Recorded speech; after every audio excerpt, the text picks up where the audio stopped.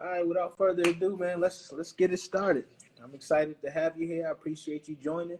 You know, after I did the podcast interview with you, I was very impressed. So I said, we have to bring you on. We have to do some collaboration for real. Let's make this Right. a thing. Our whole premise, our purpose, really aligns. So I feel like we can both, help one another out. Just push the agenda forward and get it out there. So first, thank you for joining. Thank you to everyone in the audience who joined. Genesis, what's going on? Alicia, what's up? Tiffany, what's going on? Amy, hello. Rob, what's up, man? And we got to connect, Rob, by the way. So without further ado, welcome to the stage, my man Kamani Randall. Kamani, you'll introduce yourself better than I will. So go ahead and tell the people about yourself. All right. Well, thank you for having me on your live, first and foremost. But to tell the audience a little bit about myself, my name is Kamani Randall. I'm 23 years old and full-time. I work as a financial analyst in energy, but part-time and hopefully full-time eventually. I am the founder of Improvement, and my mission is to help young men develop their character, identity, and mindset in order to activate their potential and achieve their goals in life. That's what's up. And there's no hopefully about it, man. Like I said, I was very impressed with you coming on the show. I know for sure that you are going to take off. You're destined for great things. 23 years old, and you're already you have that entrepreneurial mindset. You have that go-getter attitude, go-giver attitude, actually. And you're looking to change and make big changes. So with that being said, we're talking about change today. So let me ask you first question. What blessings have change brought about in your life? Ooh. Well, I guess the biggest one was that making small changes at the beginning of like pivotal moments in my life led to me having some major opportunities, I'll say. And so to kind of give you a little bit about my background, when I was a junior in high school, there was actually a point in time where I wasn't even considering going to college. I figured that I was just going to graduate and then after that enlist in the Air Force or whatever else. But then once I started to get, have a change for my mindset, develop a better mindset, and really started to develop confidence and see what the opportunities were out there for me and kind of see how I compared to some of those people that were, let's say, going to this school or that school or had these type of opportunities that they were going to take advantage of. When I saw it was a possibility for me, that's when I started to get into the mindset of, I guess you could say, possibility, where I said, hey, this is possible. Why not go and try it? I didn't think this was for me, but what exactly do I have to lose? If I go and at least see if it's something that might be possible for me, because one thing that I guess you could say one part of the mindset that I adopted was that I was never going to put myself in a spot to where I would look back and regret not trying something. And so just kind of making that flip while I was in school, like within those last few years, and really trying to kind of test the waters and really see what my limits were, since I was kind of running out of time living at home and everything. Right. That was probably the main piece of change, I guess you could say, that led to me starting to have some major differences in my life. That was the first one. But then personal development was the next one, getting into reading books and all that, like Think and Grow Rich, and Influence People. And the funny thing about that, I got into reading was because I got recruited to do like your sound is a little low, network marketing, like MLM. Look, you hear me? Yeah, your sound is a little low. It just dropped down. Let's see. Bear with us, folks, as we get this squared away. If I take the earbuds out, I don't know, because I just got yeah. Just take the earbuds. You probably have a better sound. Because I can't even hear. Sometimes I know those have issues. Okay. Can you hear me? Yeah, we can hear you. Okay, so I'll try it again. So I'm working with one hand right now. I've got the other one tied up in the sling, so I'm just trying to make sure we're good to go with audio. No worries. As you get that squared away, I talk to the people for a little bit. Pretty much what brought this about was I was on a podcast episode with Kamani, as you said, improvement, and I was telling a little bit about my story, and surprisingly, a lot of our well, not even surprisingly, that's just how it works. But a lot of our story is kind of similar in how we got to where we are now. Kamani went through a lot of changes in his life. He'll get to that part. But also, for those of you who know me, I've gone through a lot of changes in my life, where I've gone from, pretty much a complete 180, going from someone almost facing prison time to what you see here today. And luckily, he's done it a lot younger than I have, where he's made that transition. He's 23 and I'm 35. So I love to see, young men going ahead and seeing what needs to be done to make things happen in order to create opportunities, not just wait for opportunities, but create opportunities to be who they want to be, and being confident enough to go ahead and step out and take those calculated risks. Kamani, you back with us? Yeah, so I'm good to go now. Sorry it got cut off. Someone had No called worries. and then the audio switched off, but I don't know. I think I left off it when I was talking about how I got into personal development. And so Yeah. I'm not in like MLM or like network marketing or anything anymore. It wasn't for me. It Hmm. wasn't like a business model that worked for what I wanted to do. But one thing that I will say was a positive from it was that that's something that's common in that type of industry when you have like those, those entrepreneurs and such that are doing the networking and all that. They get you into the habit of reading a lot of those books. And so that was what really sparked me to eventually start going down that path where I became a reader, listening to podcasts and all types of other things like within the personal development realm. Right. Okay. Yeah. Yeah. So what sparked that? What sparked you wanting to change? How did you just get tired of being complacent and being where you were? Yeah, I mean, the thing about it is that it gets to a point to where, you can get so uncomfortable in your current situation. You can be so unhappy in your current situation that you decide something has to budge. You kind of get to a point where you figure things can't keep going on like they are, and so there needs to be some type of change, and that was Mm. really the main thing. Um, the first change, that kind of sparked me when I was in high school was that I wasn't happy with where I was in life. I wasn't happy with how I was doing socially, academically, money wise, Hmm. pretty much like most of the aspects of my life. And so that was one of the things that sparked me to go ahead and start, making a real push because I knew that, hey, if I go to school, that gives me an opportunity to go do something different. Too, it kind of puts pressure on me financially because I wasn't going to get any help from home. I Hmm. knew I was going to have to figure out a way to pay for school. And the way that I went about that was actually doing a sales job. It was commission sales where I was selling kitchen cutlery, believe it or not. Oh I wow. was doing referrals and a little bit of door to door, but I would have to go in there and show people these like books that had like all the products in them. And the commission I made from selling knives and pots and pans and all that was actually what paid for, I would say, my first 2.5 years of school. I didn't have to take out any loans until like second semester, junior Wow. year. But of course, if I hadn't uh, applied to college and gotten accepted, then I would have never even put myself in the spot to stretch my abilities like that because I never thought that I could do sales. I never thought that, I was, confident or charismatic or that people would want to buy stuff from me. But it's kind of funny how when your back is up against the wall and like when your ships are burned, I guess you could say, Hmm. that, you kind of have like these different skills come out of you. Right. Right. And that's the thing. Like, we always say you can't grow where it's comfortable, right? You have to be uncomfortable to grow. And that for you when you're forced, and that's why, a lot of people think they do well when they procrastinate, is because they're forced to do something in the amount of time that they have. Right. So it's kind of the same premise. It's like your mindset says, I have to do this. I have to get it done no matter what. I have to figure out a way. And that's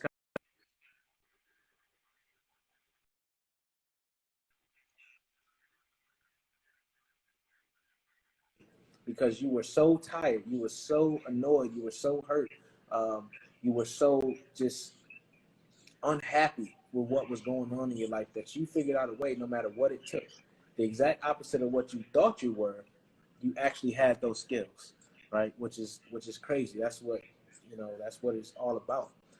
So I asked you what made you kind of change, and it was pretty much because you had to, right? It was pretty much because you had to. When it all boils down to, you wanted to change because you were unhappy, and pain causes that. But what were the hardest parts of making that change? The hardest parts of making change, I would say two things. The first was actually sitting down and taking the time to notice what the poor habits were and like trying to find ways to break them, because when you Mm-hmm. get into the mode of functioning a certain way for so long, it's almost as if it becomes like ingrained in you. And so that was probably the toughest part, developing habits that could actually help me on that next level, because my study habits, uh, eating habits, everything were pretty much terrible Right. going into college. Like I was destined to be a loser. And so getting in that environment and not wanting to fail and seeing that failure during my first semester because it was rough, it made it to where I had to say, I'm not going to have this be the end of it. I'm here now. I have to make some sort of change. And so that was the hardest part, breaking the habits. And then Mm-hmm. the second thing that came with it is like when you get into a mode of like reinventing yourself, it's also the social pushback that you get too that's pushing you to go back to who you were before. That's what I Right. would say was the second hardest thing, because when you go from being the guy, in high school that wasn't somebody that really commanded respect, somebody that didn't exude, positive, good energy, that wasn't really out there doing the most of their potential. And then Right. all of a sudden you just make this flip. People kind of look at you, because they think they know you, especially when you come back in town for breaks and all that, and they're like, "Who is this guy? I think he is now. He's acting different. He Yeah. changed up. He doesn't want to go hoop anymore. He doesn't want to go play 2K, for all hours in the night anymore, just unproductive stuff like that." And so that was a challenge too, because the people who I used to fit in very comfortably with, like puzzle pieces, all of a sudden, as I was making these big developments in my life, all of a sudden we didn't really fit together anymore.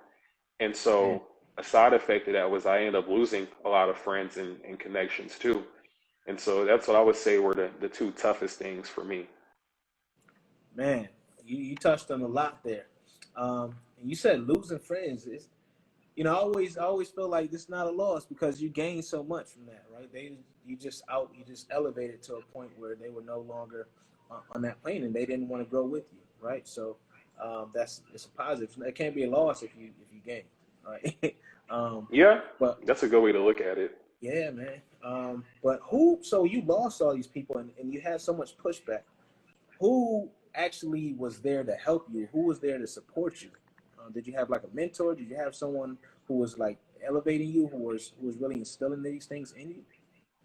Yeah, so during the process when I was going through college, I definitely did have a few mentors that helped. And I would say my first mentor was my father.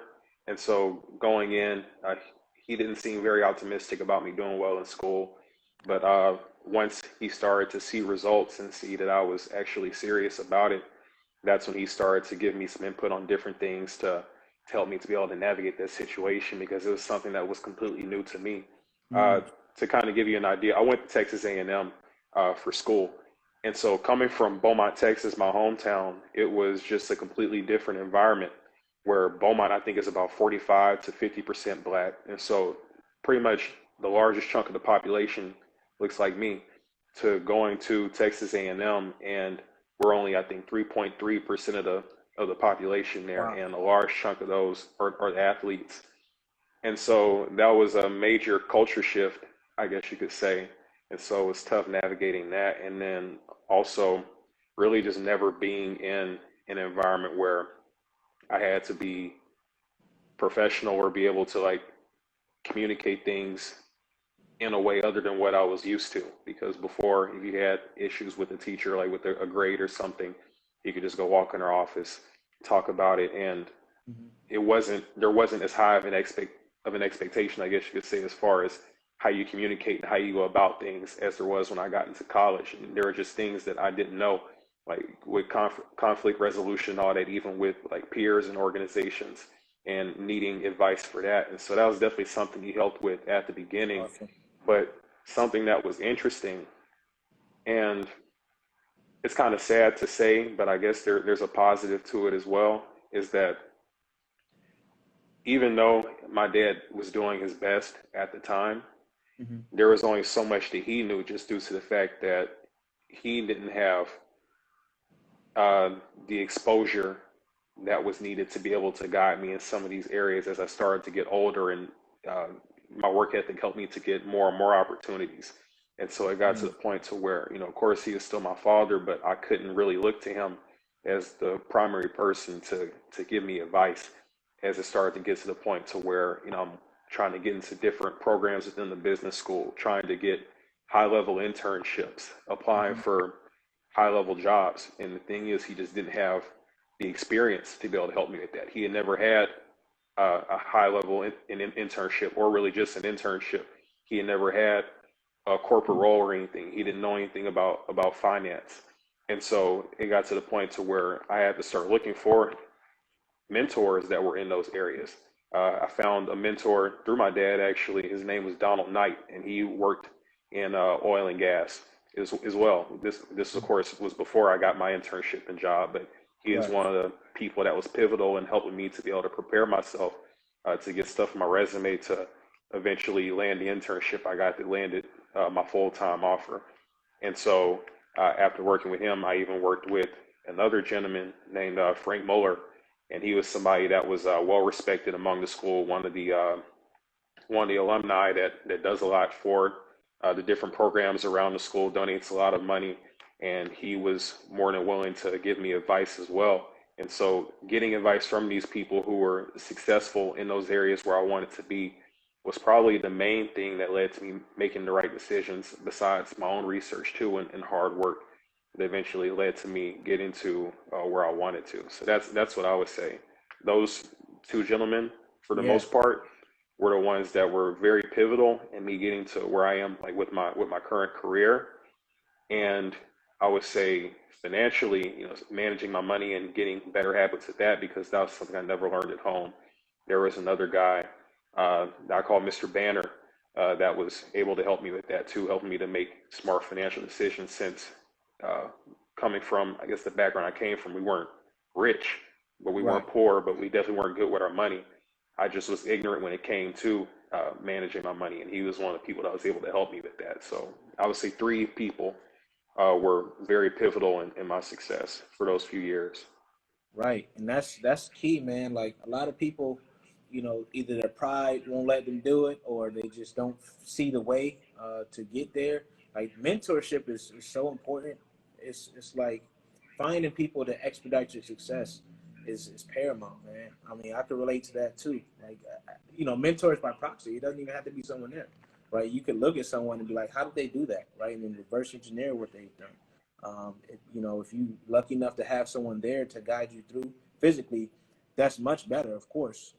So I just want to reiterate that point. Like, find people who have either done what you wanted to do, or who can guide you with just certain pieces, right? Just find that, and then be curious, right? Be willing to learn, be coachable, be open-minded. You'll be surprised who you run into, because they may not be from your background. You may have like a strange connection or serendipity that just happens, where you run into a person that changes the trajectory of your life. We do have a question in the chat that says, do you think those people really didn't want to grow with you, or don't want to grow with you, meaning your old friends, or they just didn't know how, or they don't know that you're in transition? Uh, so that's a good question, actually. And I kind of look at it like this. If someone sees you making progress in a certain area of your life, one thing about it is that if they see themselves as similar to you, or like they came from like a similar circumstance as you, and they see you making changes that are positive, it also, I guess, subconsciously makes them reflect on what they're doing in their life. And so that kind of leaves that person with two options. They can either, one, try and see what you're doing and try and get on that same bandwagon, or two, they can do what makes them comfortable, which is staying in their current situation. And how do you justify staying in your current situation when you see someone, that came from that same situation doing better? Right. You try you try and, I guess, talk that person down, because you can't really use the excuse that you don't have the opportunity, you don't have the ability, because that person pretty much had almost the same hand of cards as you do. Right. And so that's when people would start being somewhat negative, I could say. And of course, that wasn't everybody. You know, some of them, they would see me doing what I was doing, but they would just remain neutral. You know, they'd be happy that I was doing better things, but they weren't necessarily doing things to make it easy to, I guess, to spend time with them. Let me give you like an example. I'm not saying like this is like a personal example, but if let's say that you're an alcoholic and you're trying to get rid of your alcohol addiction, right? Your friends, let's say they're all alcoholics too. They can be happy that you're trying not to be an alcoholic anymore. However, if every time you hang out with them, they're still doing alcoholic things like drinking at the house, or, you know, going to bars in their free time and all that, then it doesn't really work in your best interest. And so it's kind of a similar thing where even though they might be happy that I'm doing this and that, the things that we do when we're together kind of subtract from that mission, that path that I'm trying to work down. It's not productive towards that. I hope that answers that first question. I'm looking at it right now. Yeah, Kendra, we hope that So answers your question. Let us know if you have follow up to it. yeah, and then another thing I'll add to that is that, you know, if the people do want to grow with you, it's really just on them to express that. And so some people might just try and do it on their own, like, you know, undercover, you know, like they might be watching what you're doing and they'll say, let me look this up and figure out how to do it on my own, because they Hmm. don't want to humble themselves and ask. But really, the best thing to do is just ask. One thing I talk about on the podcast, I've had an episode about it, is that you shouldn't feel shame for being under the tutelage of other men that might be more developed in an area that you want to be developed in. They have guys that are Right. younger than me that are a lot more charismatic, or maybe like a lot better at let's say, you know, like managing their money or whatever else it is. And so I'm not going to let age or proximity stop me from utilizing my network.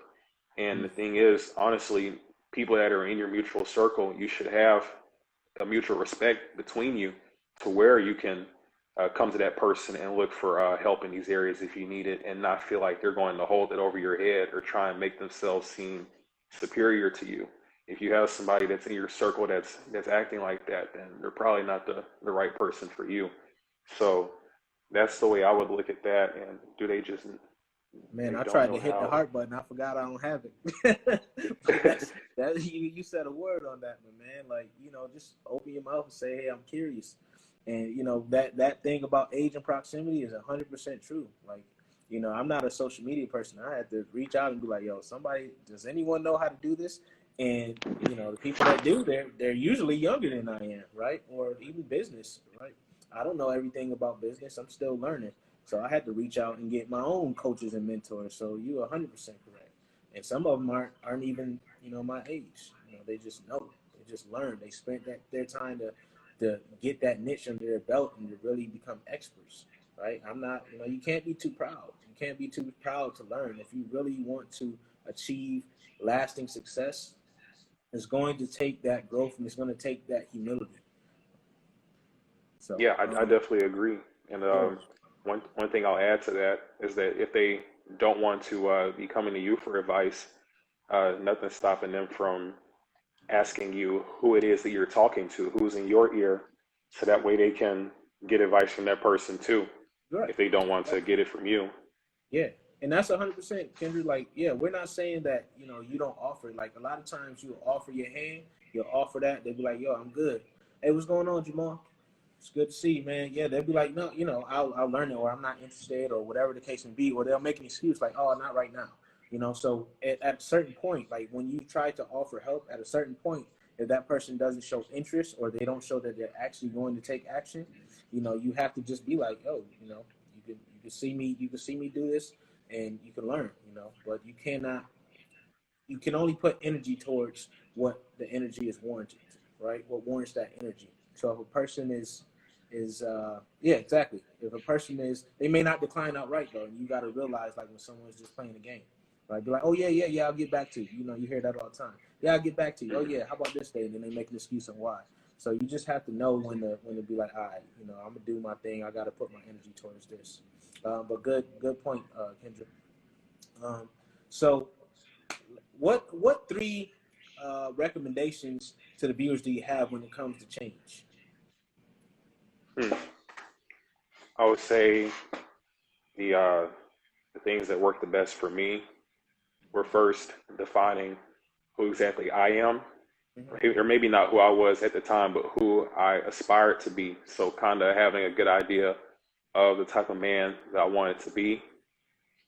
The second thing was defining what exactly it is that I wanted out of life. And then the third thing is coming up with a strong plan for how I plan to get there. And the thing about it is that all those things can change, you know, especially that last one, because you know at any time I could, you know, get some sort of signs that doing podcasting maybe isn't the best way for me to make an impact in the lives of young men, and something else Right, might come along, like let's say public speaking or right, anything like that. The main goal is helping young men, and so whatever path ends up working best for me to do that, that's what I'm going to take because the commitment is to the goal, not the path. But you know, kind of same thing with all three of them. Uh, at any point in time, you could get more mature as you're growing and doing more development and reading more books and say, hey, this aspect of me that I want it to be my identity, mm-hmm. I don't align with this anymore, and that can change. I think a lot of people get into the bad habit of thinking that authenticity is staying the same, and I beg to differ. I think authenticity is being in alignment with who you say you want to be, what your goals are as a person, and that stuff should change. That comes with maturity. Because let's say for example, before, like let's say someone was in a gang, being authentic would be doing gang related stuff. And so, how ridiculous would it be if they, of course, see that that's not a productive life and they have other opportunities, but they say, no, it wouldn't be authentic if I went and did something better for myself. I'm going to remain a gangbanger.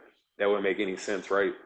Right, right. Yeah, so that's how I look at that. So all of them can be changed over time, but it's just whatever it is at that time, make sure that you stick to it. And then if you decide to make the changes to who you are, what you want in life, or how you're going to get it, make sure that's for a good reason. That's something that's actually planned and that you thought about, not just something on a whim.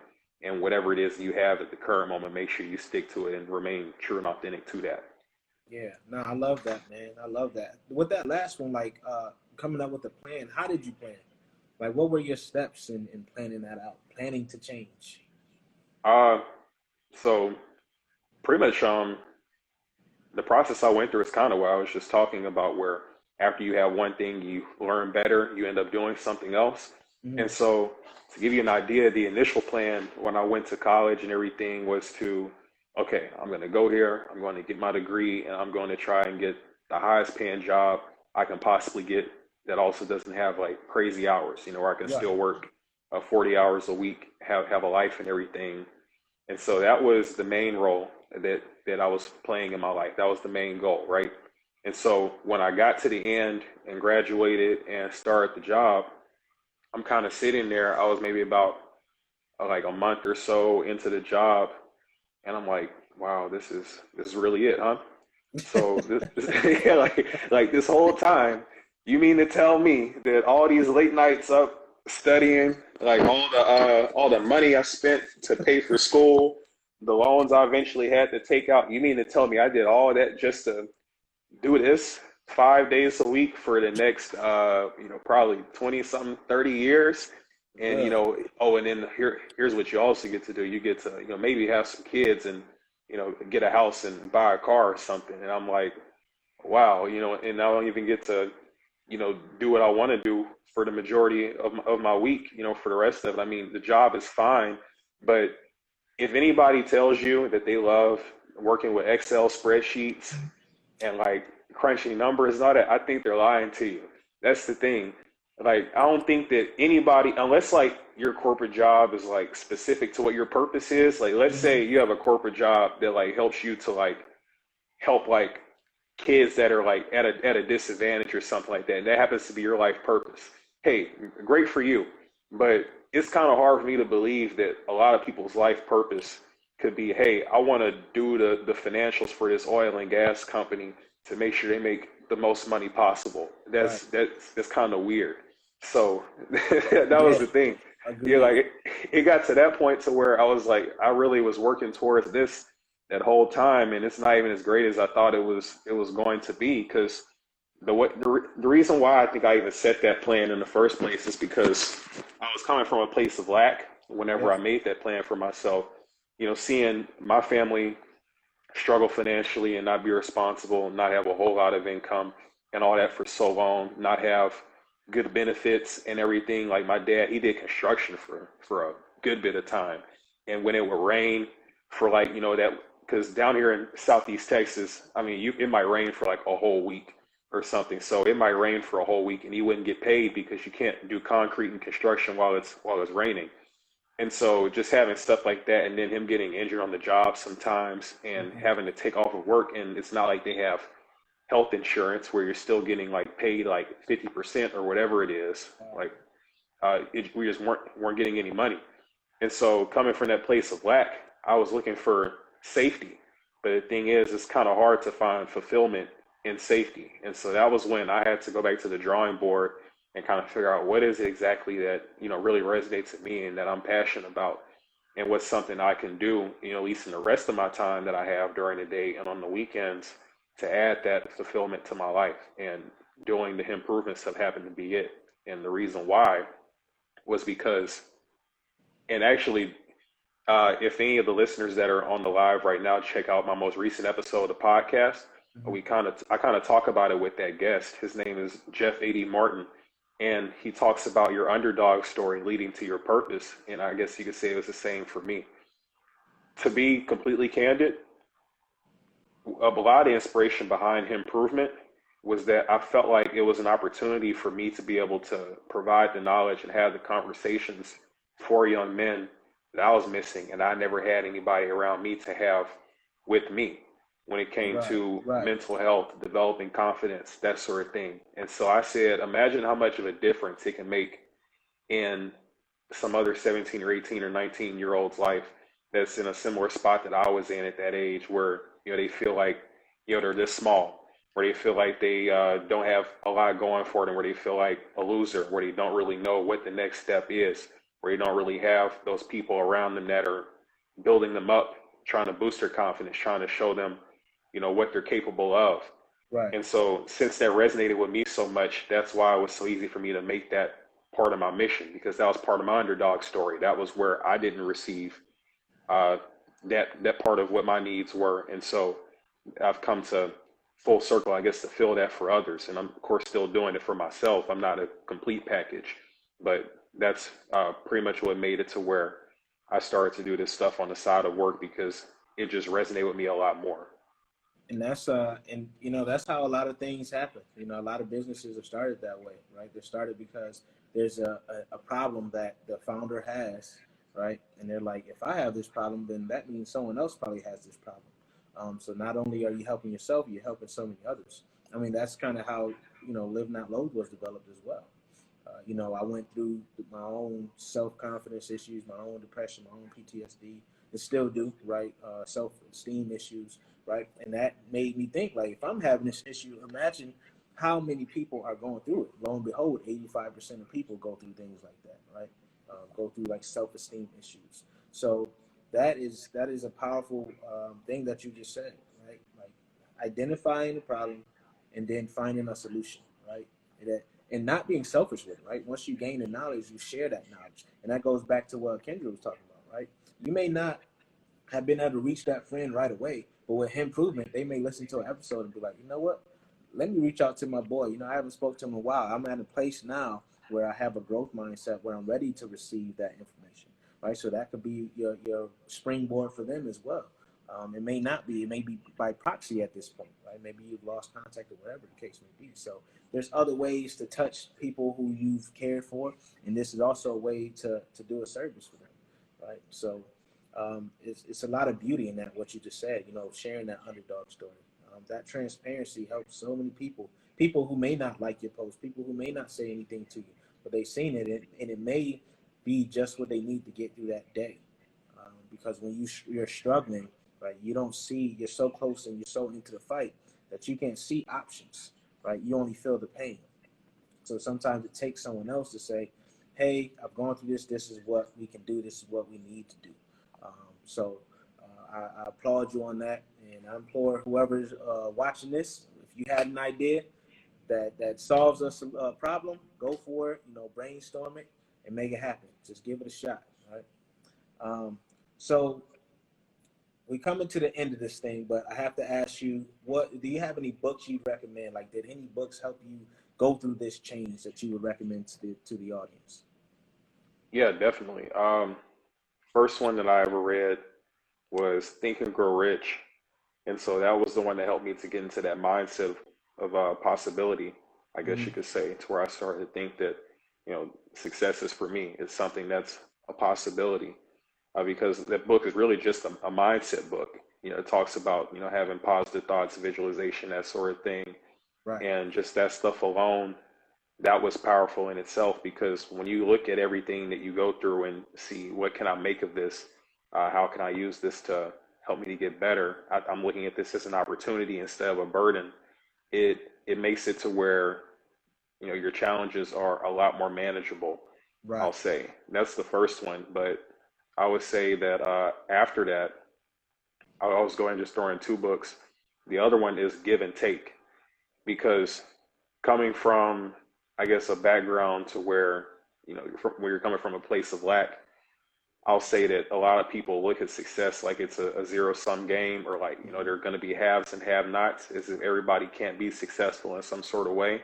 Mm-hmm. And so reading that book, Give and Take, completely shifted my perspective on that, because I used to be a selfish type of person where I say, I'm going to do what I need to do in this social environment to network with who I need to network with to get what I need. I don't Right. care about this person, that person. That person's my competition. We can't both win. We can't both get the opportunity. But reading that book, Give and Take, changed that, because it showed that the people who reach the best levels of success are actually givers. There's not just people that just give willy nilly. It's people that, of course, have a good heart, that want to see others do well, but they're also smart about the way they give, making sure they Right. don't give too much to people in the book that it calls takers, and making sure that they're fair with the other group in the book called matchers.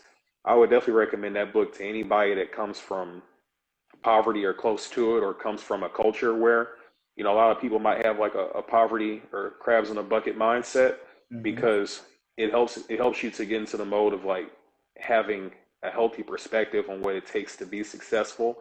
And it's going to completely change the way that you interact with the other people that are in those environments, because when you're going in there with that mindset of lack and competition, people can sense the energy. I forgot Absolutely. what the book is called, but I think it's called Power versus Force or something. I haven't read it yet, but Oh it's yeah, on my yeah. list. I have that. Yep. Oh, Power you, versus you force. okay? Yep. So That's you it. probably saw it talks about like the different like levels of energy or something like that, I think. Yeah. Yep. That's it. Yeah. And so that lacking energy is like low frequency energy, and people can feel that. And so it's just going to affect you in all types of ways, how people respond to you, people wanting to help you or not, making friends, especially when you're trying to move up in the world. But whenever you have that higher energy, the energy of a giver, of somebody that has joy and isn't looking over their shoulder thinking people are out to get them, Mm-hmm. it helps you in all types of ways, even from friends, opportunities at work, probably even partners, because you're attracting better women and all that too, just due to the fact that you have that healthy energy. And Right. so that's the advice I would give. Probably start with Give and Take. If your main problem is not knowing if you can be successful or not, I mean, no, starting with Think and Grow Rich if you don't think Mm-hmm. success is for you. And then if you, of course, are working towards your success already, then I would recommend reading Give and Take. Awesome. Awesome. Yeah. Well, thanks for those recommendations. I hope y'all wrote those down. I definitely love that Power versus Force book. I got into that a while back. I actually need to reread it. It actually gives me a lot of material, because between that and Obstacle is the Way by Ryan Holiday, like those books are like Bibles and self image improvement, right? how you see yourself. So I love that. Thank you for that. Last question. How can people connect with you? Yeah, so the best way people can connect with me is probably email because at least with like the improvement account, I check that at least daily. And Okay. so I'll be able to see responses on there. And so that email is improvement1 at gmail.com. That's HIMPROVEMENT and the number one. So like the numeric one on your keyboard at gmail.com. Or they can also message me on Instagram. Only thing is, I really don't get on Instagram often unless it's like to post something. So Yeah. I might not see that for like a few days. So those are probably the best two ways to get in contact with me. And they can also find the podcast on Spotify, Apple Podcasts, or any of those other major platforms. Okay, that's the bet. We got to get you using these social media platforms more, man. Get that word out there. Yeah, yeah, I need to build that up. You said you were talking about social media. It's not my strong suit either, believe it or not. Yeah. I actually deleted like all my personal social media except for Facebook. I just recently got back on Facebook when Yeah. I wanted to start promoting the podcast on there. But back when I wasn't trying to build a podcast or a brand or anything, I just didn't really feel like it was serving me. I was spending a lot of time on there looking what other people were doing instead of worrying about myself. And I read this book called Digital Minimalization by Cal Newport, Cal and that Newport. Yeah. changed my perspective on it. And so that was when I said I'm just gonna cut it out. And that was probably these have probably been the most productive years of my life. I did that like in college, and so it definitely helped, especially around that time, to be able to be more efficient with my schoolwork, with my studying, time management, all that because I was off of social media. Yeah. Well, now you run the business, so instead of calling it social media, call it business media, Yeah, right? business You're gonna media need now. Yeah, I it. need to Call build it up the business business media media. now, because everything you post, everything you do can be to move your improvement forward. Cop a virtual assistant. Go to Fiverr. Go to something like that. Go to onlinejobs.ph. Just get you a virtual assistant. For all the other ones, anyone else trying to start a business who doesn't like social media, who doesn't like writing emails or whatever the hang up is, go get your virtual assistants. My man Jamal.Griffin is actually a copywriter if you need some emails written. So, just use your resources, right? If you don't like something, that doesn't need to be your choke point. Get someone like we were just talking about before. Get someone who has that strength and leverage them. It's all about using that capital, right? We all have certain skills. We all have unique values. Find someone in your circle, or you might have to go outside your circle and just check it out. But that's going to help you grow exponentially. So, but I appreciate having you on. I appreciate the jewels you've dropped. You dropped a lot of jewels in here, man. And like I said, very impressive young man, 23, doing these big things, man. We definitely appreciate it, Kamani. Keep doing your thing, and I'm here for you. Use me as a resource, and just we'll do this again, right? We'll do it again, for Yeah, sure. thank you for that. Yeah, I really appreciate the support and having me on your live. It means a lot that you reached out to me again after the interview and were willing to have me come on here and talk to your audience. And so I really appreciate that. And yeah, I definitely love to do it again. I enjoy doing stuff like this, spreading positivity and just sharing whatever knowledge I can. It's kind of cool to be on the other end of the exchange, where I'm not the one asking the questions Right. anymore. So that's always good. Yeah. Okay, well, audience, appreciate y'all, everyone who's joined. Thank you. Appreciate the support. Appreciate the love. Until next time, kings and queens, peace.